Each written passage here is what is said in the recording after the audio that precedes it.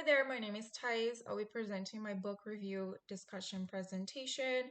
So first of all, the table of contents, we're going to talk about summary of the three main takeaways, then why these takeaways are relevant to my understanding of organizational theory and design, and a connection between the concepts chosen and the book, then examples from the book to illustrate my enhanced understanding of how to apply these concepts, then the references.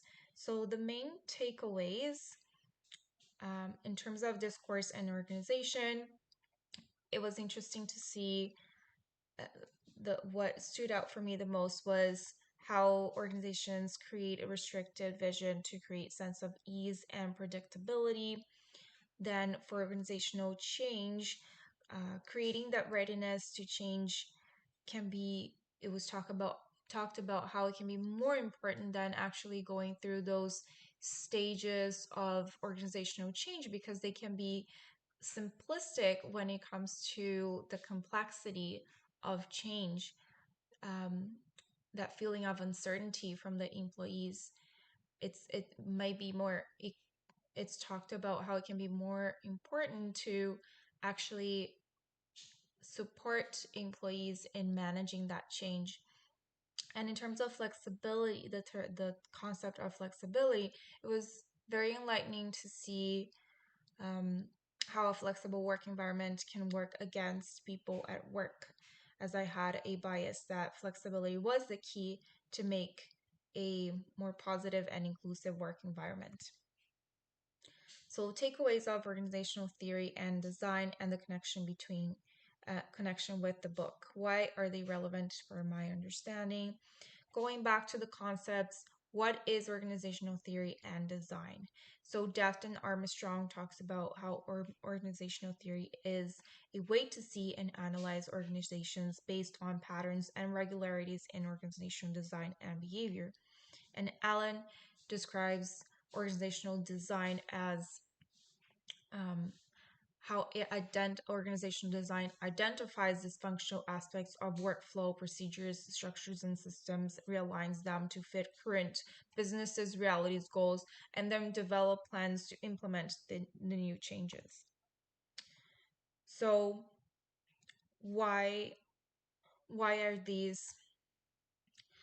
So how is this connected with the book, and why are they relevant to my understanding? One of my career goals is to create a inclusive work environment. And so it was interesting for me to see how we can perhaps create um, a space for the topic of inclusive work environment by including that in the discourse in organization. And then when making that change, really preparing people for that change, it's good to be mindful that that is an important part of organizational change and how flexibility may go against employees. How is it going to impact them? Right. And this is really relevant because so then studying those are really relevant because um, organizational design, as mentioned in the previous slides, identify dysfunctional aspects, right? So it was interesting for me, it was important for me to see what were some of the, how can flexibility go against, work against employees, and how we're going to have to support the company in realigning some of those procedures that may be not working so well, and then when and then really helping to fit current business goals and to implement those new changes. Examples from the book.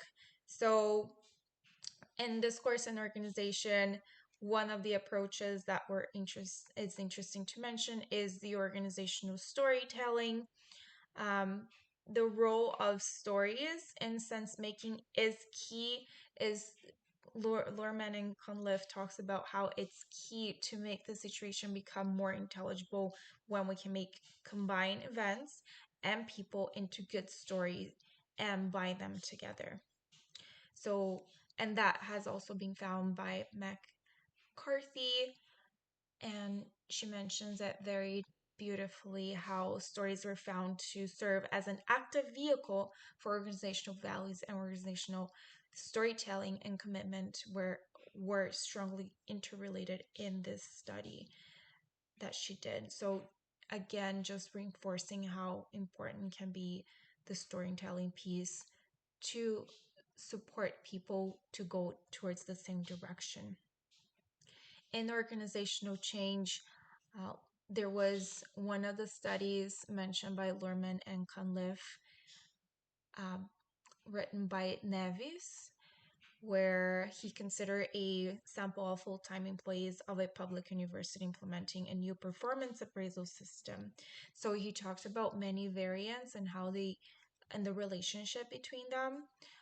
So some of the variants were change appropriateness and effective commitment to change, the employee's self efficacy, the turnover intentions. So, all these variants, what were some of the conclusions that Nevis got? Were the result supported Armanaki's et al. Model of change, and suggested that creating readiness for change does influence individuals' behavior intentions. Commitment to change is the glue that brings people and change goals together, helps people understand the purpose of change, and as a consequence, increasing employees' individual efforts to change their work behavior while reducing their turnover intentions. So, again, how important it is to prepare people to change and not just talk about the steps for change itself. Really find that within people, their self efficacy. And for flexibility, I thought it was interesting to, of course, Lorman and Cunliffe they do talk about some of the benefits, but this is just visually very easily to just capture that what are some of the benefits of flexibility, right? So Harvard talks about some of the employees and employers benefits when it comes into when in terms of flexibility at the workplace, very nicely talking clear examples and how clearly it can benefit the employee and the employer. But really, but it was very enlightening to me again, just to see what are some of the downsides, right? So the external flexibility can be referred as a buffer of non-core disposable employees to make up for fluctuations in hours and or skills. So, for example, there is a company called WorkPC where they would just hire somebody to work for a year, a contract of a year, just to try a new project and see how it goes. Um, there are really interesting projects, but after a year, this person doesn't have a job anymore. Or low skilled employees, cleaners. They may be hired for a period of time, and then if they're not needed anymore, it's very easy for companies to to not have to work with these people anymore, and they don't have to deal with firing or doing all that paperwork because it's already a contract, or sometimes it's just casual work, right? So that really helps managers in terms of costs. However, this use of external flexibility through peripheral labor can increase responsiveness and decrease company costs, commitments to a company, and also usually offers low pay and have no job security. These are my references, and this is a credit for these amazing slides. Thank you.